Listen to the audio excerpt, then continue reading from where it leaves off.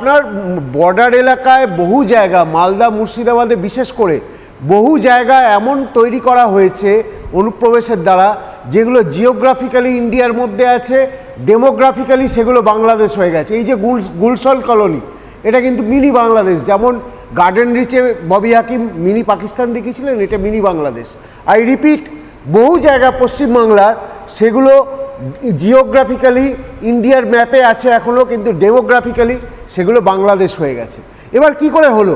আপনি দেখবেন তৃণমূলের লোকেরা কথায় কথায় একটা কথা বলে, বিএসএফ কেন আটকাচ্ছে না। ঠিক, বিএসএফ এর একটা জিনিস আমাদের মনে রাখতে হবে, বিএসএফ এর কোনো কোর্ট নেই। বিএসএফ যদি কাউকে ডিটেন করেও, বিএসএফ ডিটেন করে তাকে হ্যান্ডওভার করে লোকাল পুলিশের কাছে, এবং লোকাল পুলিশের কাছে যখনই হ্যান্ডওভার করছে তখনই তৃণমূলের পঞ্চায়েত সদস্য, তৃণমূলের বিধায়ক তারা গিয়ে সার্টিফাই করছেন যে না, ও অনুপ্রবেশকারী নয়, ও আমার এলাকারই লোক।